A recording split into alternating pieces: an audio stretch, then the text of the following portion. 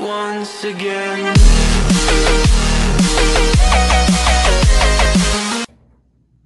E aí galera, tudo tranquilo? Mais um aulão com o tio Dani, tá? Aquele avisinho, aquele recado de sempre. Essa aula, pessoal, ela é especificamente direcionada aos alunos do segundo ano, tá? Para quem está no segundo ano, pessoal, lembra da nossa última videoaula. A gente tratou sobre a terceira fase, a terceira parte do segundo reinado, chegando até a proclamação da República, tá? Como eu estou seguindo, rapaziada, o cronograma da apostila, tá?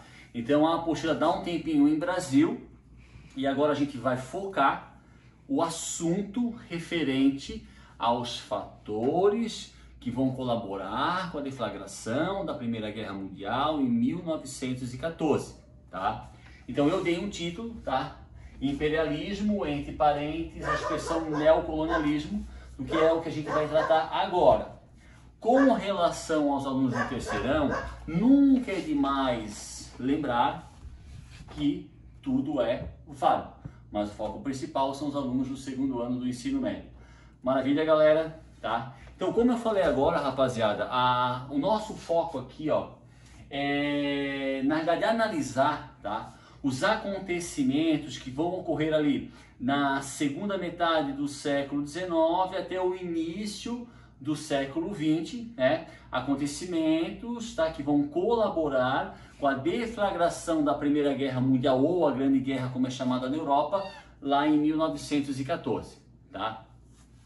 Antes de analisar, galera, assim, ó, os acontecimentos especificamente falando, tá? Dentre eles, um processo chamado de neocolonialismo, a gente não pode deixar de enfatizar aspectos relacionados à Segunda Revolução Industrial. A gente já falou em outros momentos, principalmente na aula sobre Segundo Reinado, quando a gente falou sobre o ciclo do café. Lembra?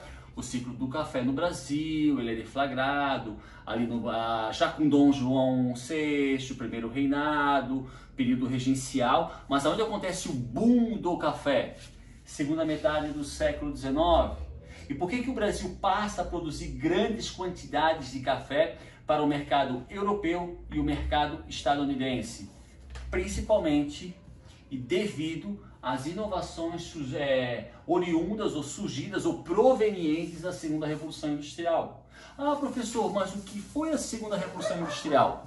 Primeira Revolução, pessoal, 1750, metade do século XVIII, quando a Inglaterra, somente a Inglaterra, substitui a mão de obra artesanal pelo trabalho realizado pela máquina a vapor. Somente a Inglaterra, metade do século XVIII. Segunda Revolução Industrial, a gente usa, pessoal, alguns autores usam 1840, 1860, eu vou usar uma data mais específica. A partir de meados do século XIX, 1850, além da Inglaterra, outros países da Europa, tipo a França, Holanda, Bélgica, e Estados Unidos e Japão, passam a usar o trabalho das máquinas.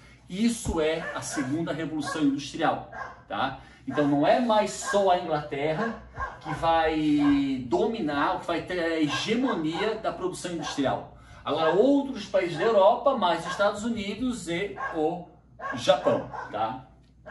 Um fato bem interessante, pessoal, da Segunda Revolução Industrial, além de outras nações utilizarem as máquinas, foram o surgimento de novas tecnologias. Algo que a gente falou de forma bem singela, bem rápida, lá na aula sobre Segundo Reinado, ciclo do café, na primeira parte, na segunda parte, aliás, tá? A gente falou sobre as tecnologias. Por exemplo, Segunda Revolução Industrial, pessoal, ela é considerada um marco na história não só da civilização ocidental, mas da civilização ocidental e oriental. Por quê? A Segunda Revolução Industrial, ela está caracterizada pelo surgimento do aço. O ser humano passa a produzir aço, tá? E automaticamente o aço vai possibilitar a construção de prédios chamados de arranha-céus. Então as cidades agora não crescem só mais na horizontal. A partir do surgimento do aço, as cidades passam a crescer na vertical. O ser humano passa a usar o petróleo. O que quer dizer isso? Vai criar vários tipos de produtos tendo como matéria-prima o petróleo. Locomotiva. A locomoção, pessoal, entre as ferrovias, né, entre as cidades, entre os países, se torna mais rápida, se torna muito mais dinâmica. Um outro detalhe, pessoal, que eu não coloquei aqui, ó, por exemplo, a substituição dos navios movidos a vela pelo navio a vapor, muito mais rápido, tá? Telefone, comunicação em tempo real. Pessoal, para nós isso hoje, com um celular, é algo normal. Temos o WhatsApp, temos o Facebook, temos o Instagram, tá? Várias redes sociais. Eu posso agora, daqui a uma hora, me comunicar com meu primo que trabalha lá na China. Isso, pessoal, no século XIX é impensável. Então, o surgimento do telefone vai fazer com que as pessoas e as relações comerciais aconteçam em tempo real. Telégrafo. Motor a combustão. Motor a combustão vai dar origem ao carro, vai dar origem à moto, vai dar origem ao caminhão, ao ônibus. Cinema. A indústria do entretenimento. Eletricidade, pessoal. Pessoal, eu considero, eu já falei isso em outras aulas, tá? Que na minha opinião, a mais importante tecnologia criada durante a segunda revolução industrial foi a produção, o armazenamento e o fornecimento da energia elétrica. Eu considero, professor de História Daniel Tomazini, essa a maior invenção da segunda revolução industrial. Tá? Um outro detalhe que a gente pode estar, montanha-russa. Ai, professor, montanha-russa foi uma invenção ali da segunda revolução industrial? Yes, isso acontece nos Estados Unidos, apesar do nome montanha-russa, uma indústria do entretenimento. Uma outra coisa que eu não coloquei, a bicicleta. Pessoal, a bicicleta, lembra, não existe bicicleta. O carro está começando a seguir um carro, pessoal, nada comparado aos carros de hoje. Tá? Carros extremamente arcaicos, com uma velocidade extremamente reduzida. A bicicleta é um meio termo. A bicicleta era um meio de consumo muito barato para a população. O surgimento da bicicleta, o surgimento do carro também vai impulsionar a indústria da borracha. E nós já falamos algo sobre, na época do ciclo do café, principalmente no finalzinho do século XIX, houve também no Brasil, no final do século XIX até início do século XX, o ciclo da borracha, impulsionado pelas inovações da segunda revolução industrial. Então, pessoal, só por essas tecnologias a gente já percebe que ali na segunda metade do século XIX, o mundo, não interessa se é ocidental, se é oriental, ele vai ver um boom. Isso, obviamente, pessoal, essas tecnologias, elas vão principalmente afetar naquela época a vida das populações que moravam em grandes centros. Ah, professor, o que é um grande centro? Nova York, Tóquio, Londres. Então, primeiramente, essas inovações vão transformar a vida das pessoas que moravam em grandes centros. Posteriormente, já lá indo para o final da primeira metade do século XX, essas inovações começam a chegar e a transformar o cotidiano de vida em cidades menores. Vou dar um exemplo de Brasil: Floripa, Blumenau, Joinville. Tá? Então, num primeiro momento, a segunda revolução industrial e as suas inovações vão afetar os grandes centros, principalmente dos Estados Unidos e da Europa. No caso do Japão, né, que também participa da Revolução Industrial, Tóquio. Maravilha? Aline? Pessoal, assim, ó, quando a gente fala em inovação, tá, eu não podia deixar de citar a Torre Eiffel. Tá? A Torre Eiffel, ela foi construída em 1889, sim, galera, no mesmo ano da proclamação da República no Brasil. E a Torre Eiffel, pessoal, é a primeira construção erguida no mundo feita de aço. Para nós, galera, nós estamos vivenciando o século XXI. Nós já vivenciamos 20 anos do século XXI. Mesmo hoje, pessoal, no século XXI, quando nós olhamos a Torre Eiffel, ela chama muito a atenção. Se chama a atenção de nós, contemporâneos do século XXI, pensa quando ela foi erguida em 1889, no final do século XIX, em plena Segunda Revolução Industrial. Então a Torre Eiffel ela é um dos principais exemplos desse dinamismo, dessa transformação, dessas mudanças ocasionadas e provenientes pelas tecnologias surgidas durante a Segunda Revolução Industrial, metade do século XIX. Obviamente, pessoal, construída Paris, capital da França. Aline? Então aqui, pessoal, eu estava falando agora, tá? Isso aqui é uma foto da cidade de Nova York, bem no início do século XX, tá? Se a gente observar, pessoal, assim, ó, segundo as minhas pesquisas, tá? Hoje, quando a gente pensa em Nova York, a gente pensa em um grande centro comercial, um grande centro urbano, multidões e multidões e multidões e multidões. Pessoal, se vocês lerem relatos sobre o cotidiano de vida da cidade de Nova York no final do século XIX e início do século XX, essas multidões que existem hoje já existiam naquele período. Obviamente, pessoal, num número menor, mas ainda assim na cifra 2 milhões, 1 milhão, 2 milhões, 3 milhões, tá? Então, como eu falei anteriormente, essas transformações e essas mudanças, elas vão ocorrer em grandes centros, como Nova York, Tóquio, e essas mudanças, elas vão ficar marcadas pelo surgimento das multidões. Pessoal, é só imaginar, tá? Pensem, no período anterior à produção, não ao surgimento, mas no período anterior, onde o ser humano ainda não produzia e não fornecia energia elétrica, que horas que as pessoas iam dormir? Cedo.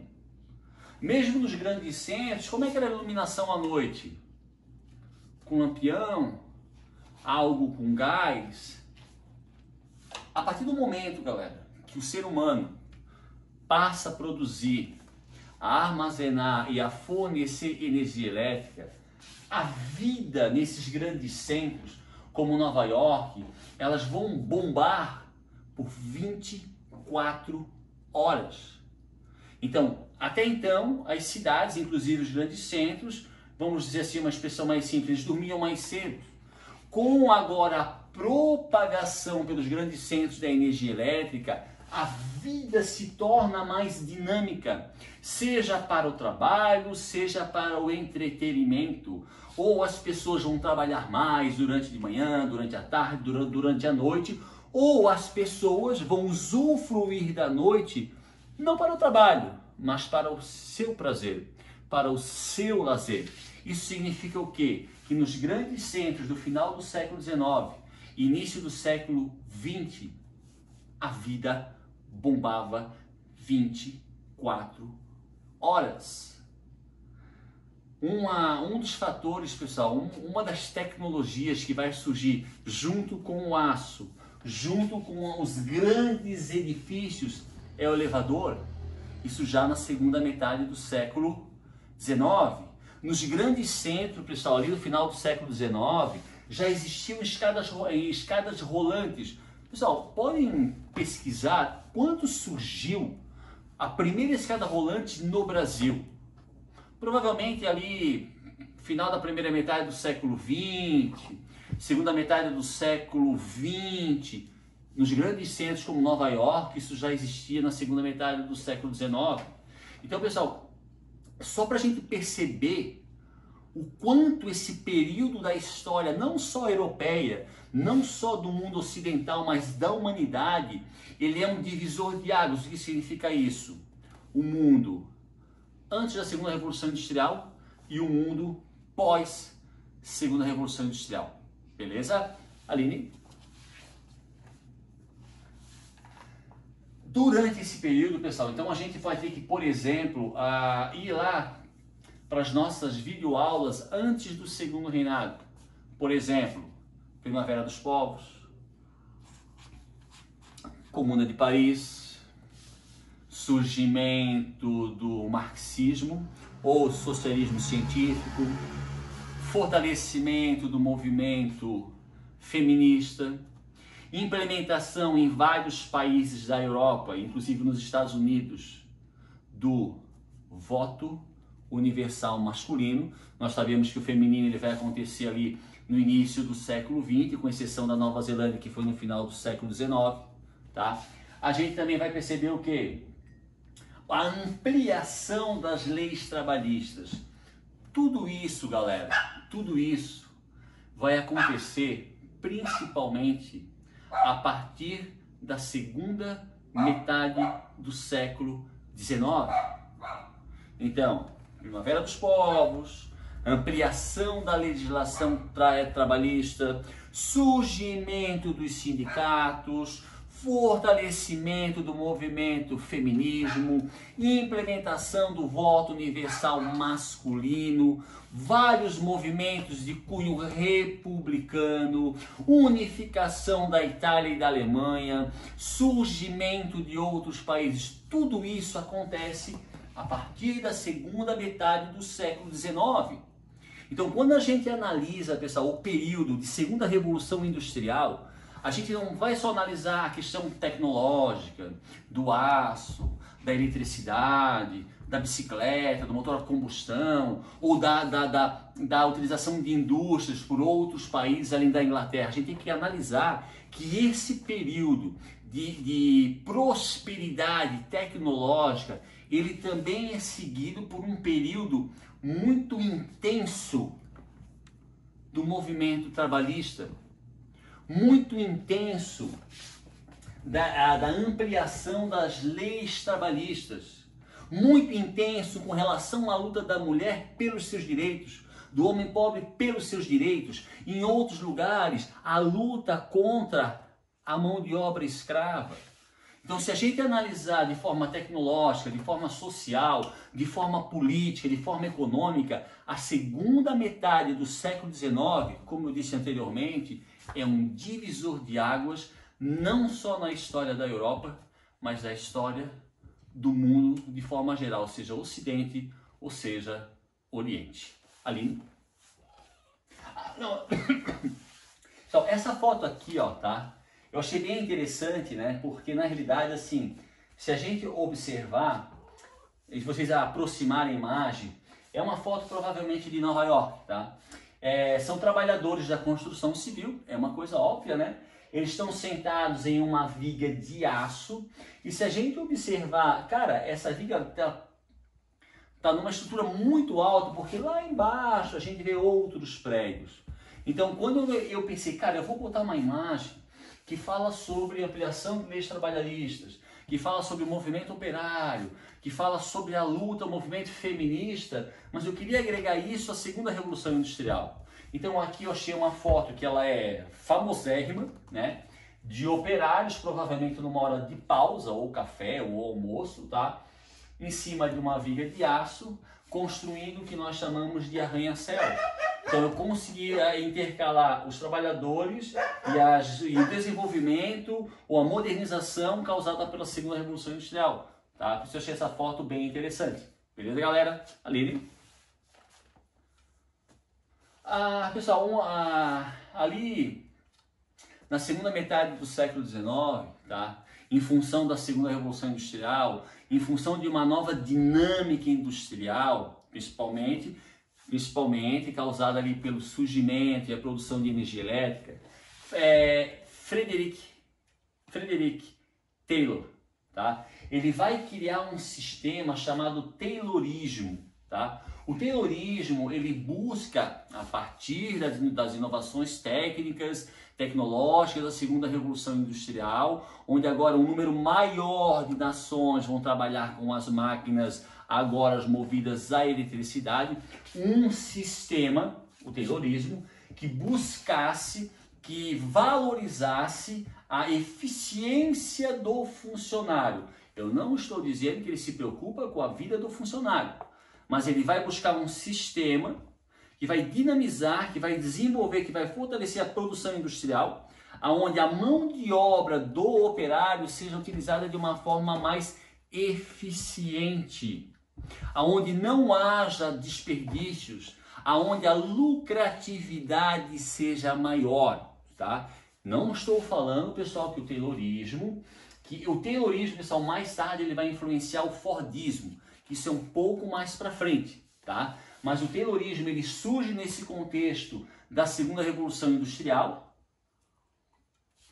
onde um número maior de países utilizam a indústria, as máquinas e a eletricidade, e ele busca criar um sistema onde o trabalho do operário se torne mais eficiente, provocando menos desperdício e causando mais lucros. Então, o Taylorismo é uma teoria que ela caracteriza a segunda metade do século XIX durante a segunda Revolução Industrial. Um outro detalhe, a segunda Revolução Industrial, ela vai dar origem às grandes empresas. Seria uma coisa muito parecida com o que a gente chama hoje de multinacionais, ou os oligopólios. Ah, professor, o que é um oligopólio?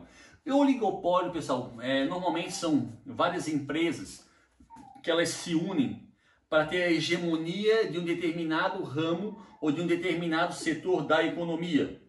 Vou dar um exemplo. Eu tenho uma empresa de sapato, que fabrica calçados, sapatos, né? A Aline tem outra empresa de sapatos. O seu João tem uma outra empresa de sapatos. E o Paulo tem uma outra empresa de sapatos. A gente vai criar uma empresa só, vamos unir essas 4 empresas, criando uma empresa só, onde nós somos os donos, somos os 4 sócios, e essa nossa empresa unida, ela vai quebrar outras pequenas empresas. E nós vamos passar a ter o monopólio da produção e da venda de calçado numa determinada região, numa determinada cidade, num determinado estado, num determinado país, numa determinada parte de um continente.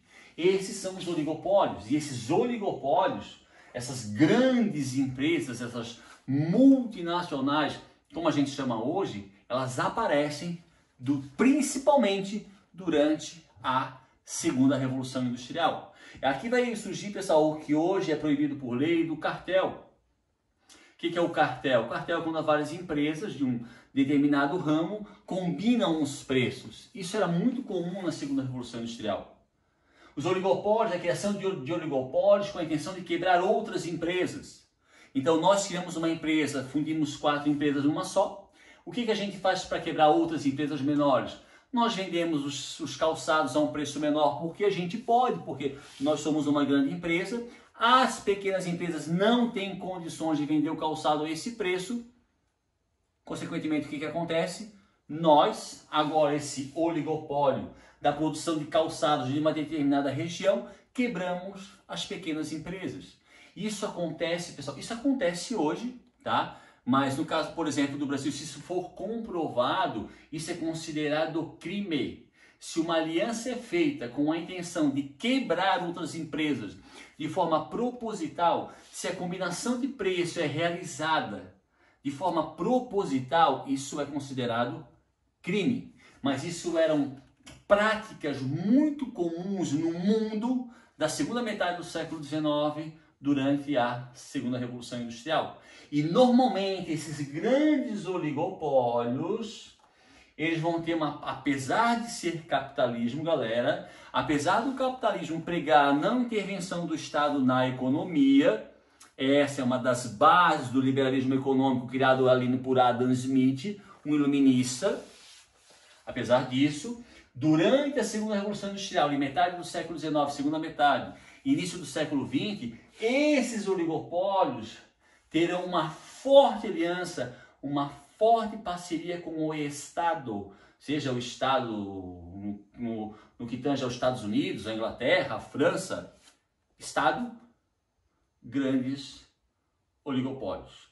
Isso era prática comum, não que não aconteça hoje, galera, mas na segunda Revolução Industrial isso era muito, muito, muito, muito comum. Beleza, Aline?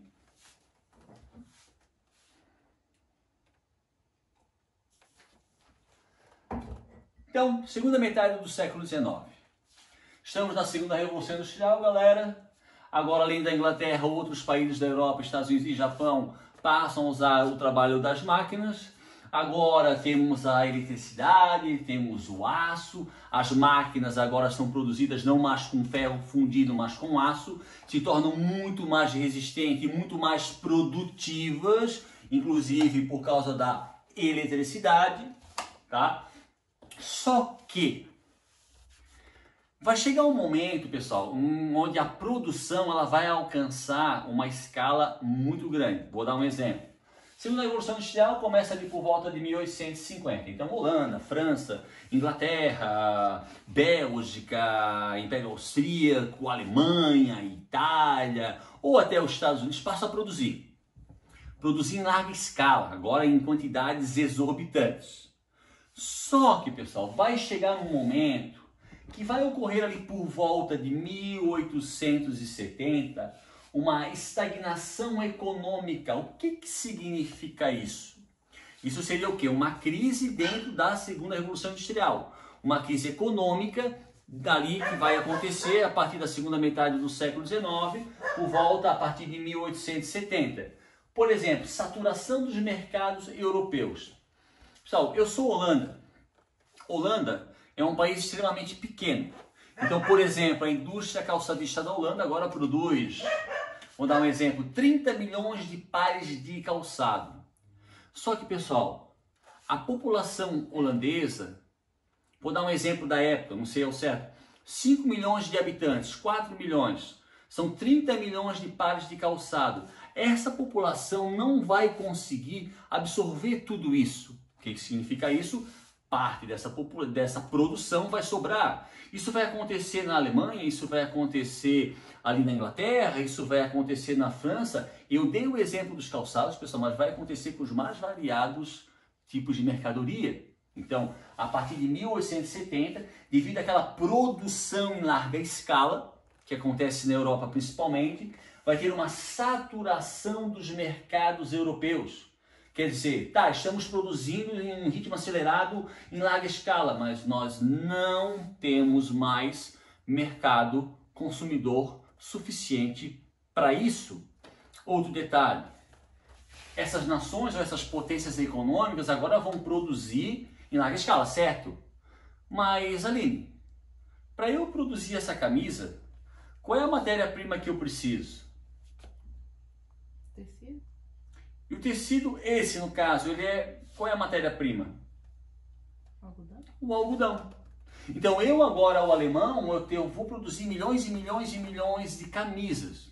O meu mercado consumidor também está saturado, mas o meu mercado fornecedor, como eu tenho uma capacidade de produção muito grande, e agora eu posso produzir muitas camisas, muitos calçados, eu preciso de matéria-prima que já não existe no mercado ou não existe no continente europeu. Então são duas coisas que vão causar essa estagnação econômica, essa crise econômica a partir de 1870. Uma saturação do mercado consumidor, que já não consegue mais consumir tudo que é produzido, e uma saturação no mercado fornecedor, porque agora que a produção é grande, há uma necessidade muito maior de matéria-prima que não existe dentro do continente europeu. Tá? Outro detalhe, o inchaço populacional. A população europeia, pessoal, ali na segunda metade do século XIX, ela vai aumentar de uma forma significativa, principalmente nos grandes centros. Por isso que nós falamos antes, nas multidões. Uma das principais características da segunda Revolução Industrial é o surgimento das grandes multidões, em grandes cidades como Nova York. Esse inchaço populacional, principalmente nos grandes centros, é um problema até hoje. Me diga um problema de São Paulo, a alta densidade demográfica. Me diga um problema de Tóquio hoje, a alta densidade demográfica. Me diga um problema hoje de Nova Delhi, capital, Aline, da Nova Delhi, capital da Índia. Um dos maiores problemas de Nova Delhi, o inchaço populacional. Um dos maiores problemas da cidade de Pequim, capital da China, hoje, o inchaço populacional. Isso foi um problema lá na segunda metade do século XIX, nos grandes centros como Nova York. Outro detalhe, necessidade de novos investimentos. Pessoal, a alta produção, o alto consumo vai trazer com que esses grandes oligopólios ganhem muito dinheiro, muito dinheiro. E esse dinheiro, já a partir de 1840, de 1850, ele fez surgir em vários pontos da Europa estabelecimentos comerciais e novos negócios. E esses negócios na Europa já estavam saturados. Esses grandes oligopólios precisavam aumentar os seus investimentos ou criar novos investimentos fora do continente europeu. E sem contar, galera, né? Uma das principais características ali da segunda metade do século XIX é o fortalecimento, isso a gente já falou em outras aulas, do sentimento nacionalista. Nós somos Franças, agora nós somos uma potência econômica, nós franceses somos melhores do que os alemães e os ingleses. Não, nós agora, a Alemanha, que surgimos em 1871, somos descendentes dos prussianos, agora somos uma potência industrial, nós somos os melhores. Não, mas nós ingleses, nós deflagramos a primeira revolução industrial e agora, a partir da segunda, nos tornamos a maior potência do mundo. Esse sentimento nacionalista, pessoal, e principalmente em função desse desenvolvimento e desse fortalecimento econômico causado pela segunda revolução industrial, dentro das principais nações da Europa, vai provocar esse sentimento nacionalista, principalmente o nacionalismo exacerbado. Nacionalismo exacerbado, pessoal, é um sentimento que leva a outro sentimento chamado xenofobia.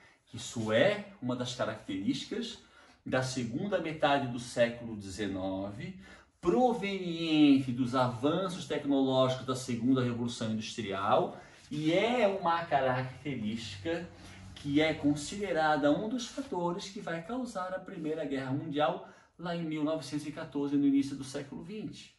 Então esse período, pessoal, da segunda revolução industrial, pós 1870, ele é marcado por uma crise desse novo mundo industrializado, devido à falta de mercado consumidor, à necessidade de um novo mercado fornecedor, à necessidade de novas áreas para investimento, à necessidade de resolver esse problema relacionado à alta densidade demográfica nos grandes centros.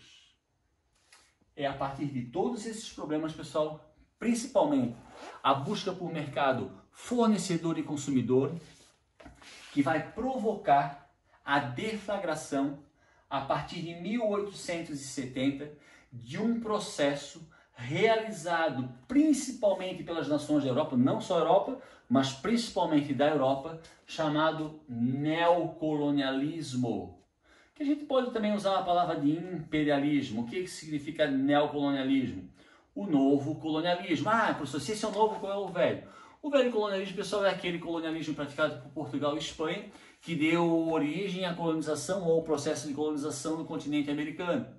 A partir da segunda metade ali do século XIX, em função dessa necessidade de um mercado fornecedor, de um mercado consumidor, tá?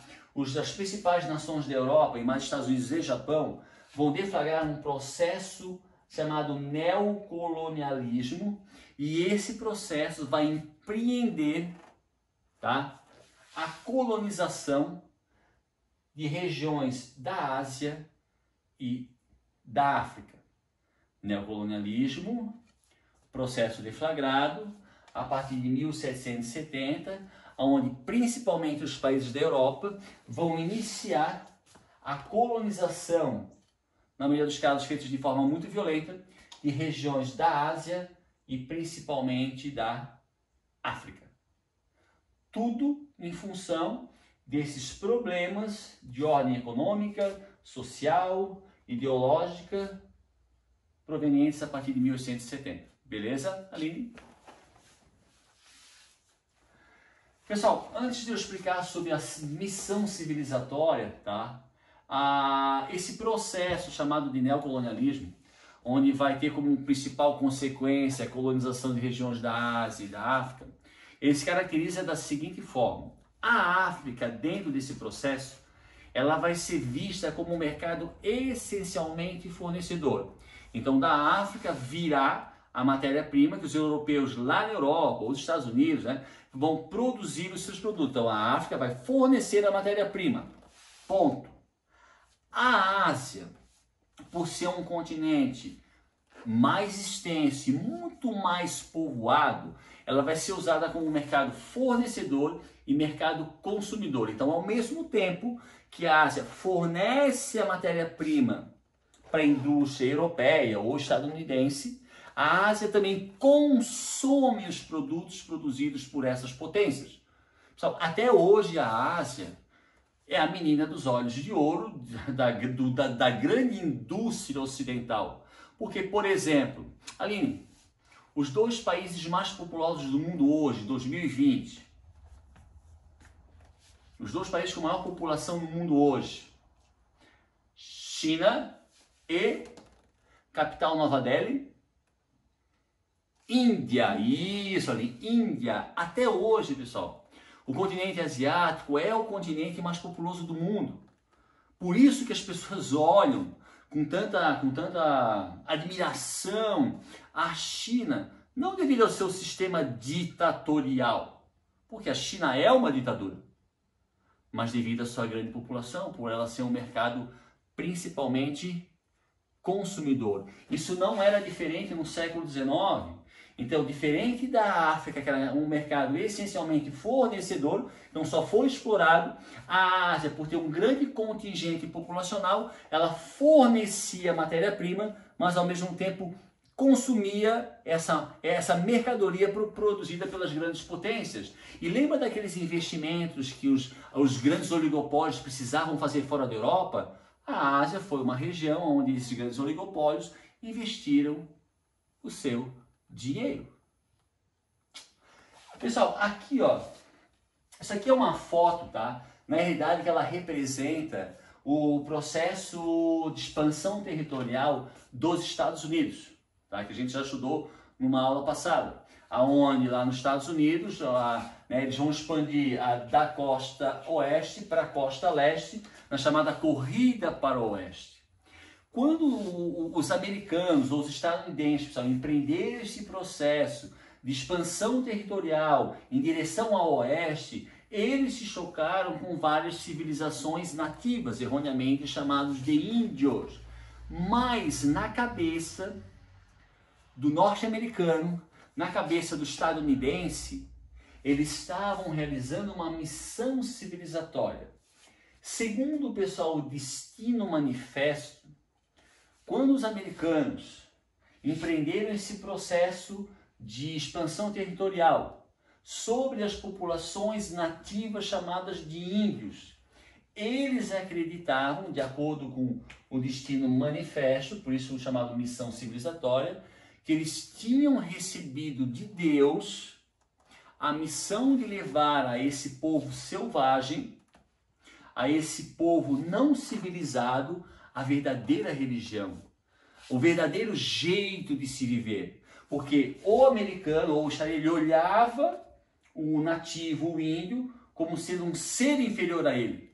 Então ele deveria, por ser civilizado, tá? Ele deveria levar a esse nativo a verdadeira religião, a verdadeira civilização. Ele acreditava, pessoal, estar fazendo um favor para o povo nativo chamado de índio. Isso nós chamamos de Destino Manifesto. Temos uma missão dada por Deus de levar a esse povo nativo atrasado, não evoluído, a verdadeira civilização, a verdadeira religião.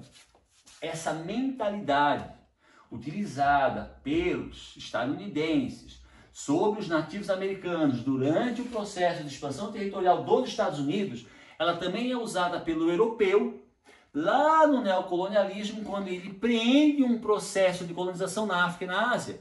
O europeu acreditava, pessoal, por se considerar um ser superior, um ser mais inteligente, por acreditar na religião certa, no Deus certo, que a partir do momento que ele coloniza a África, ele coloniza a Ásia, ele está fazendo um favor a esse povo atrasado, ignorante, levando a verdadeira civilidade, a verdadeira religião, o verdadeiro jeito de se viver.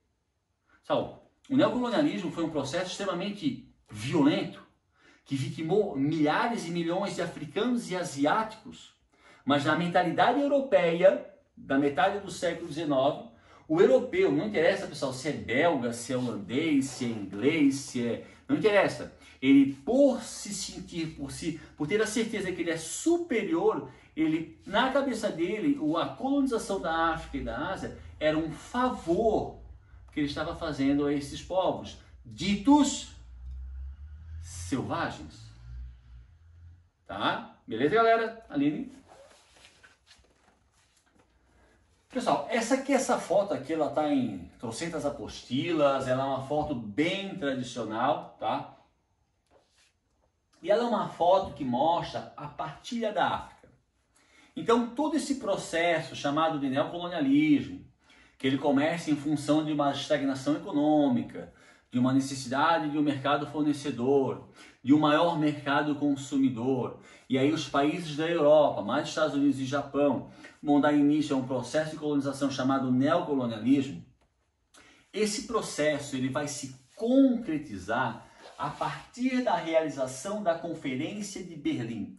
O que foi, pessoal, a Conferência de Berlim realizada em Berlim, capital da agora Alemanha, entre 1884 e 1885.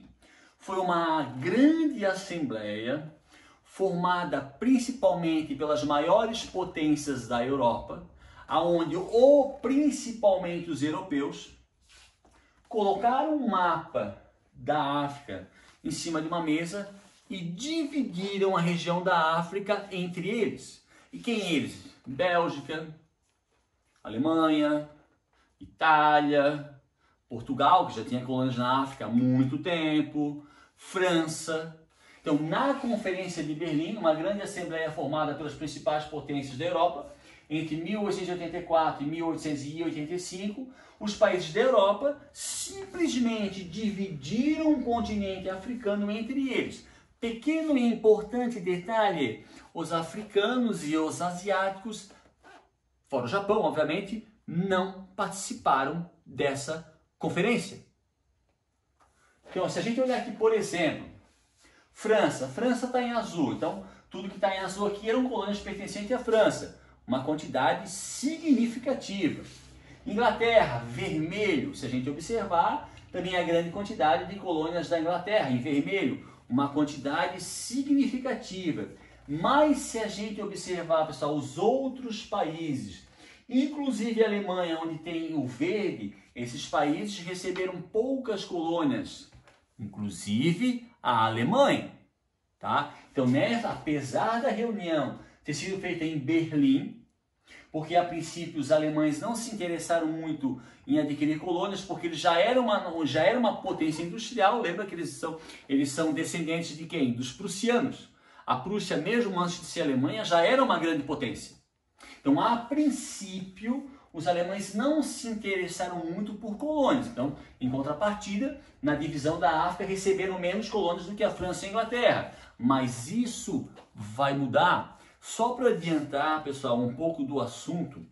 Professor, qual é o fator principal que causa a Primeira Guerra Mundial? O principal, galera, é a disputa por colônias na África e na Ásia. Porque, a princípio, a Alemanha ela não vai ter um grande interesse em colônias, mas esse interesse vai mudar. Conforme a Segunda Revolução Industrial ela vai se desenvolvendo e a Alemanha vai se tornando cada vez mais uma potência econômica, ela vai passar a necessitar mais de matéria-prima. Só que na Conferência de Berlim ela recebeu menos colônias do que a França e a Inglaterra. E com o passar do tempo, a Alemanha vai exigir que esse tratado fosse redefinido. Em resumo, ela vai querer novas colônias, mas colônias que já pertenciam a países como França e Inglaterra. Essa disputa por colônias, principalmente na África, é o fator principal que causa a Primeira Guerra Mundial. Aline? Então, a divisão que aconteceu na África também, ela vai acontecer aqui também no continente asiático. Mas aqui, pessoal, aqui a gente já vai perceber a presença dos Estados Unidos, que, por exemplo, vai adquirir como colônia as Filipinas.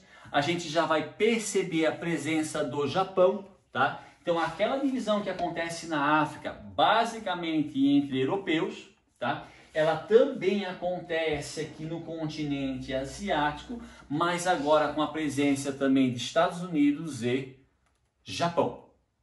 Perfeito? Aline? Pessoal, assim, ó, como eu expliquei antes, né, a África vai ser um mercado essencialmente fornecedor. Pessoal, eu sempre dou um exemplo seguinte. Para quem viu aquele filme Harry Potter, no Harry Potter, pessoal, existe uma prisão chamada, Aline, prisão de Azkaban. Aline, quem eram os guardiões da prisão de Azkaban? Os dementadores. E o que acontecia com uma pessoa quando um dementador chegava perto de um ser humano? Ele ia sugando a... Até que a pessoa Desmaiava, morria. desmaiava e morria. Eu sempre dou um exemplo da África sendo uma pessoa e da Europa sendo um dementador. Como a África, Aline, era um mercado fornecedor, o que os europeus fizeram com a África por mais de 100 anos? Sugaram da África. Um dementador, que é um personagem do filme Harry Potter, é uma entidade meio sinistra, chega perto de uma pessoa e ela suga aquela energia até a pessoa morrer. Pessoa África, dementador Europa. Como a África vai ser um mercado essencialmente fornecedor, por mais de 100 anos, os europeus vão sugar a África. Não é à toa e, infelizmente, esse é o principal motivo que faz com que a África hoje seja o continente mais pobre do mundo. Como eu falei também anteriormente, a Ásia, por ter uma população extremamente grande, como ainda é hoje, a Índia e a China são os dois países mais populosos do mundo, se localizam na Ásia. A Ásia foi mercado fornecedor e consumidor, e na Ásia os grandes oligopólios usaram essa região para seus novos investimentos. Eu frisei aqui embaixo, pessoal, dentro da Ásia, tá? Existe um fator bem peculiar. A China, pessoal, a China, ela já tinha um governo, um poder centralizado desde o século I antes de Cristo. Mas a China, como ainda é hoje, era uma região muito vasta, de uma grande população. E a região, o território chinês, lá na metade do século XIX, ele era cobiçado não por uma nação europeia, mas por várias nações da Europa e inclusive os Estados Unidos. Por isso que eu usei essa figura emblemática. Aqui embaixo, pessoal, seria mais ou menos uma pizza, que representaria o território chinês. Está escrito China.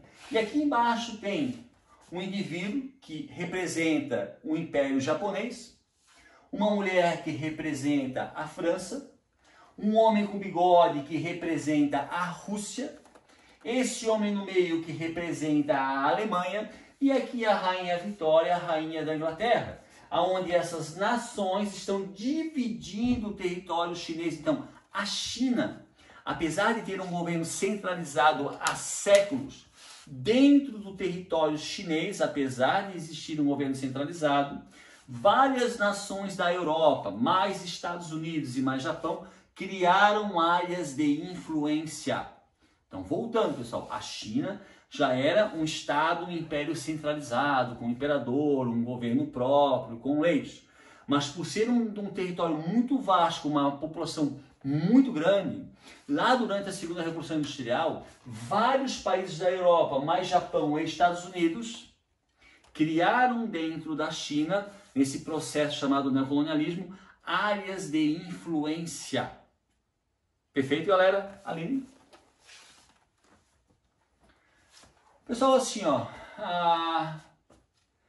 vocês vão perguntar, professor, tá, mas os europeus chegaram lá, colonizaram a África, colonizaram a Ásia, os Estados Unidos colonizou a Ásia, tá, e não houve nenhum momento de resistência, nenhum movimento de resistência? Sim. Pessoal, se a gente analisar a história ali de forma mais minuciosa sobre o neocolonialismo, a gente vai perceber que durante esse processo neocolonial ocorreram tanto na Ásia como na África vários movimentos de resistência ao imperialismo europeu, ao imperialismo estadunidense, ao imperialismo japonês. Aqui eu dou o nome, pessoal, das 3 principais revoltas, mas essas são as principais, mas existiram outras centenas de revoltas onde o povo nativo da África, o povo nativo da Ásia se rebelaram contra a presença estrangeira. Por exemplo, revolta dos cipais, isso vai acontecer na Índia. Pessoal, a Índia até 1947, ela foi uma colônia inglesa. E dentro da Índia, os ingleses criaram um exército nativo. O que significa isso? Um exército composto por indianos, mas comandado pelos ingleses.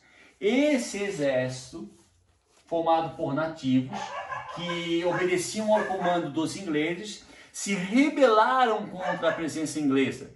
E a revolta dos cipais foi uma revolta extremamente violenta, onde essa força, esse exército nativo, criado pelo próprio europeu, se volta contra o exército inglês. Obviamente, pessoal, que essa revolta vai ser reprimida de uma forma extremamente violenta, mas foi um movimento de contestação contra a presença inglesa dentro da Índia. Revolta dos Boxers, ali no finalzinho, pessoal, do século XIX. China, lembra, a China, diferente de outras regiões da Europa, ela não era só influenciada por um país da Europa, ela era influenciada por várias nações da Europa, mais Estados Unidos e Japão. A revolta dos Boxers é uma revolta formada por movimentos internos, movimentos contrários àquela grande presença estrangeira no Japão, com a ajuda de tropas do exército imperial chinês. A China, muitos séculos antes do início do processo chamado neocolonialismo, já era um estado centralizado, com um imperador, com um governo. Mas por ter um território muito extenso e uma população muito grande, ela sofreu a influência de várias nações da Europa, Estados Unidos e Japão. Dentro da China se formou um movimento civil contra a presença estrangeira. Esse movimento foi ajudado por tropas do exército chinês, que deflagraram no início do século XIX a revolta dos Boxers. Tem um fato bem interessante, ali, dá uma seguradinha. Tem um fato bem interessante, só um momentinho, pessoal. Na apostila, pessoal, se vocês pegarem aqui, ó, na página 123, vai aparecer uma foto, tá? Aonde vocês vão ver vários soldados com fardas diferentes. Ah, aqui tem um soldado alemão, aqui tem um soldado inglês, aqui tem um soldado dos Estados Unidos, aqui tem um japonês, aqui tem até um indiano que representa os ingleses. Tá, pessoal, mas por que tem uma foto com vários soldados de nacionalidade diferente? Essa revolta, pessoal, a revolta dos Boxers, que vai acontecer na China, ela não é uma revolta contra uma nação europeia ou uma nação imperialista específica. Como a Índia, a China, aliás, sofria influência de várias nações, ela é uma revolta contra a presença de todos os estrangeiros dentro da China. Então, como é que essa revolta foi reprimida? Ela não foi reprimida por um só país. Os países imperialistas, como Alemanha, Estados Unidos, Inglaterra, França, Japão, formaram uma força de coalizão para combater a revolta dos Boxers dentro da China. Por isso essa foto. Essa foto é uma foto da época dessa revolta, onde representava uma força de coalizão formada por várias nações contra esse movimento dentro da China. Então, obviamente, como a revolta dos cipais, a revolta dos Boxers, ela foi reprimida de uma forma violentíssima. Tem um detalhe, pessoal, que eu não escrevi aqui, ó. Tem a guerra do ópio, tá? Durante a segunda revolução industrial, os ingleses vendiam para a China ópio. Ópio, pessoal, é uma droga tão nefasta como a heroína, como o crack. E o governo chinês proibiu a venda e o consumo de ópio dentro da China, porque o ópio estava lesando a massa produtiva chinesa. O que os ingleses fizeram na segunda metade do século XIX? Eles atacaram a China para obrigar a China a liberar a venda e o consumo do ópio dentro do país. Após essa guerra, que é a Guerra do Ópio, os ingleses inclusive anexaram um território chinês como colônia inglesa, Hong Kong, que só há pouco tempo atrás que os ingleses devolveram ao governo chinês.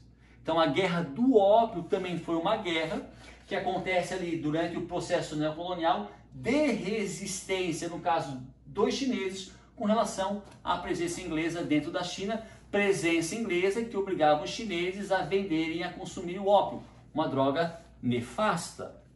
África do Sul, Guerra dos Boeres. Pessoal, na África do Sul, a princípio, a África do Sul até hoje é o país mais desenvolvido da África, tipo meio que o Brasil, tá? E a princípio a África do Sul foi colonizada por holandeses. Com o passar do tempo, né, século XVIII, século XIX, a África do Sul passa a ser colonizada por ingleses. A Guerra dos Boeres, pessoal, é uma guerra entre os descendentes de holandeses que já haviam se estabelecido na África do Sul há muito tempo contra o colonizador inglês. Então não é uma guerra necessariamente do negro africano com o branco europeu.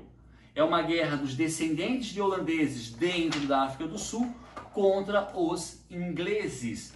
Apesar de ser uma guerra, pessoal, entre europeu e descendente de europeu, a Guerra dos Boeres foi uma guerra extremamente violenta e inclusive com o uso de campos de concentração. Mas como a Guerra dos Boeres não é o nosso foco agora, se tiverem curiosidade, dê uma olhadinha sobre os acontecimentos relacionados a esse conflito na África do Sul na metade do século XIX. Perfeito? Um outro detalhe, tá?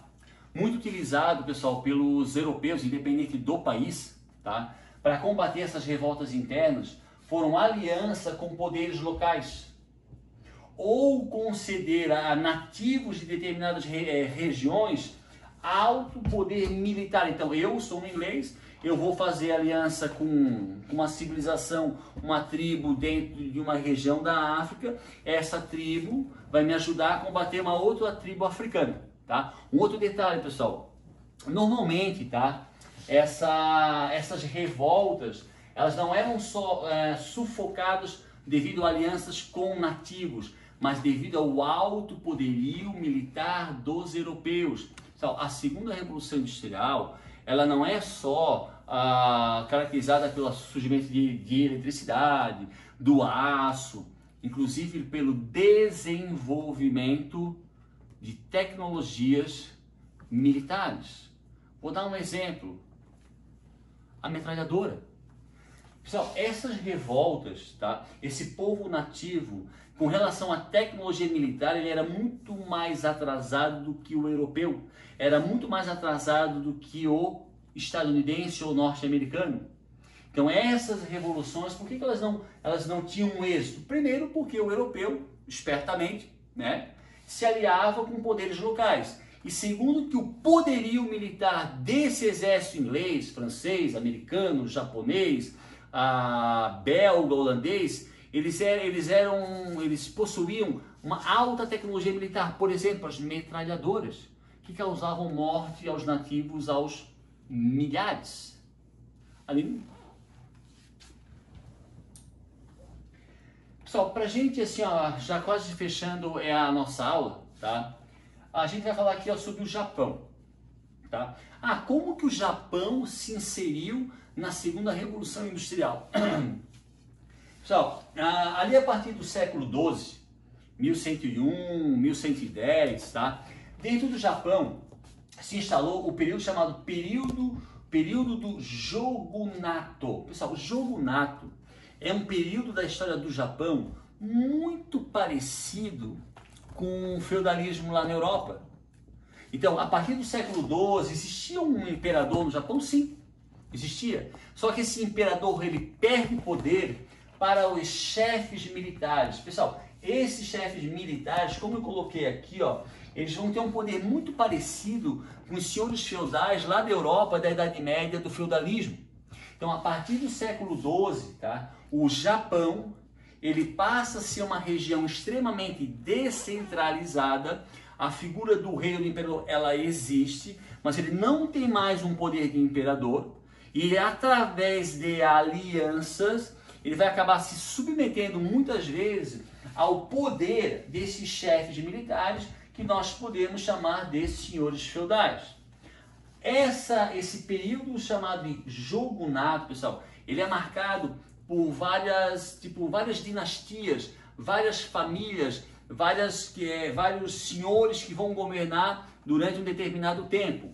Lá por volta do século XVII, 1640, 1680, certos senhores feudais ou chefes militares, tá, eles vão praticar no Japão uma política de isolamento. Então, shogunato é um sistema tipo sistema feudal que vai se estabelecer no Japão a partir do século XII, vai até ali a segunda metade do século XIX, onde a figura do imperador ela existe, mas o poder agora está descentralizado na mão de chefes militares que nós podemos comparar aos senhores feudais. A partir do século XVII, esses chefes militares vão implementar no Japão uma política de isolamento com relação aos demais países do mundo. O Japão vai se tornar um país fechado. Muito parecido, pessoal, agora a gente pode fazer de repente uma comparação com a Coreia do Norte, que é o país mais fechado do mundo. Tá? Então, ali a partir do século XVII, esses senhores feudais ou chefes militares vão praticar uma política de isolamento com relação a outros países do mundo. Perfeito? Só que, a partir do século XIX, na segunda metade do século XIX, em função da segunda revolução industrial, tá? E principalmente devido à intervenção dos Estados Unidos, quando eu falo, pessoal, intervenção militar, os Estados Unidos, para forçar o Japão a se abrir ao mercado internacional, ele vai se aliar com poderes dentro do Japão, principalmente com o imperador, que tinha o seu poder, seu poder não era mais centralizado. Por quê? O shogunato era um sistema descentralizado, onde o poder estava na mão dos senhores feudais, ou chefes militares, apesar da existência do imperador. Ali na segunda metade do século XIX, devido à segunda revolução industrial, com a intenção de forçar o Japão a se abrir, os americanos passam, com o apoio de certos poderes dentro do Japão, inclusive do imperador, forçam o Japão a se abrir ao mercado internacional, dando origem à restauração Meiji. A partir de 1867, devido à intervenção estadunidense, o poder do imperador volta a ser centralizado, certo? Esses chefes militares, ou eles desaparecem, o seu poder diminui de forma significativa, e a partir da restauração Meiji, o Japão se abre ao mercado internacional, e a partir de 1867, com a ajuda dos Estados Unidos, o Japão passa a integrar de forma definitiva a segunda revolução industrial, principalmente no continente asiático. A gente fechar de forma definitiva. Estados Unidos, tá? A gente não pode esquecer, pessoal, em 1823, os Estados Unidos não era, em território, em questão econômica, em questão militar, 5% do que é os Estados Unidos hoje. Então, em tamanho, em poderio militar, econômico, em 1823, a gente não era 5% do que ele é hoje. Só que, em 1823, o presidente James Monroe criou a doutrina Monroe. Pessoal, aqui tem uma foto para vocês aproximarem um pouco mais. Seria o continente americano e tem uma representação de um estadunidense com a perna aberta que compreende a América do Norte ao Sul, do Sul, pessoal, compreende ele estar em cima do continente americano. O que significa isso? Obviamente com um porrete na mão, tá? A doutrina Monroe tem um ditado bem famoso: América para os americanos. Então a doutrina Monroe, criada pelo presidente James Monroe em 1823, então isso antes da segunda Revolução Industrial, tá? Era uma doutrina onde os americanos dos Estados Unidos, eles tinham como objetivo a longo prazo tornar o continente americano uma área de influência estadunidense. Pessoal, essa doutrina, onde os americanos pretendiam a longo prazo tornar o continente americano uma área de influência dos Estados Unidos, ela tinha sido criada num período anterior à segunda Revolução Industrial, quando os Estados Unidos não era nem 5% do que ele é hoje.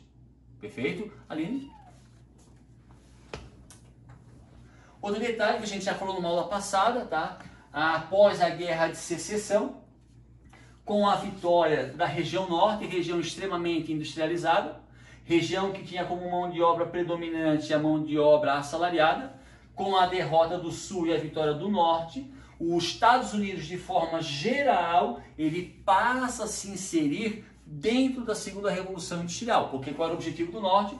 Se tornar mais industrializado. Com a vitória do norte sobre o sul, qual é o projeto de governo que prevalece? O escravocrata, o agrícola ou o assalariado industrial? O assalariado industrial. Então é a partir da vitória da região norte sobre o sul da Guerra de Secessão, ali em 1865, que os Estados Unidos se insere de forma definitiva dentro da segunda Revolução Industrial.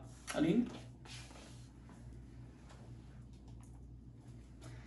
E para a gente fechar, pessoal, então aqui já dentro da segunda Revolução Industrial, aqui os Estados Unidos já é um período onde os Estados Unidos já é uma das, não a maior, mas uma das principais potências da Europa. Ali no iniciozinho do século XX, os americanos criam uma política do Big Stick. Ali o que significa Big Stick? O grande porrete.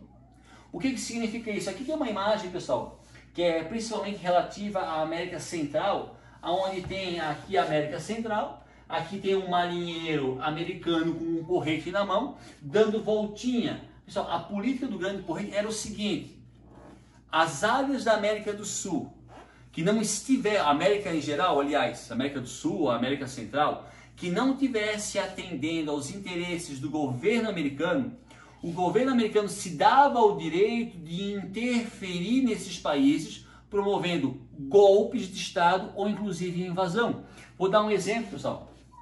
O Panamá era um território pertencente à Colômbia. O que os Estados Unidos fez em 1903? Ele promoveu dentro do Panamá uma independência, então o Panamá se torna independente da Colômbia, e a partir da independência do Panamá, o que os Estados Unidos faz no Panamá? Constrói o Canal do Panamá. Pessoal, e durante muito tempo, eu acredito que só nos últimos anos, que esse canal passou para o controle dos panamenhos. Mas a independência do Panamá foi promovida pelos Estados Unidos com uma única intenção: construir o Canal do Panamá. 1898, os Estados Unidos entram em guerra com a Espanha, e com a guerra na Espanha, os Estados Unidos adquirem duas colônias: Porto Rico, que até hoje é um protetorado americano, hoje não mais as Filipinas. As Filipinas é um país independente, mas durante muito tempo as Filipinas foram uma colônia americana no continente asiático. Então, com relação, pessoal, aos Estados Unidos e segunda Revolução Industrial, a gente não pode esquecer doutrina Monroe, a América para os americanos, certo? O Big Stick, a política do grande porrete, ou vocês atendem aos nossos interesses ou a gente invade, e após a Guerra de Secessão, com a vitória do Norte, os Estados Unidos se inserem de forma definitiva na segunda Revolução Industrial. Tá? Todos esses acontecimentos, pessoal, os Estados Unidos, o Japão e principalmente a disputa por colônias na Ásia e na África, pois a Alemanha, principalmente na África, levou menos colônia, são fatores que vão causar a Primeira Guerra Mundial.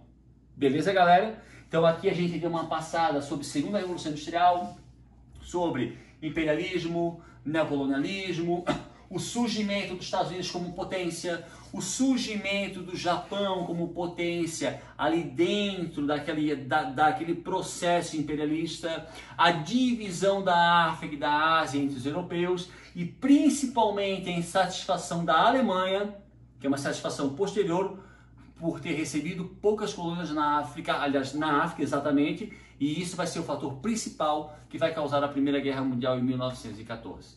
Beleza, galera? Galera, aquele velho conselho, escrevam, assistam um vídeo, parem, vão, assistir hoje, vê um pouco amanhã, tá? O vídeo segue a cronologia da apostila, façam anotações, tá? E quando, pessoal, nós tivermos uma videoconferência, uma aula ao vivo, tirem as suas dúvidas, beleza? Então também, pessoal, curtam o vídeo, se inscrevam lá e ó, se cuidem e continuem a estudar, beleza? Saudade de todos, hein? Tchau, tchau, galera. Um abraço.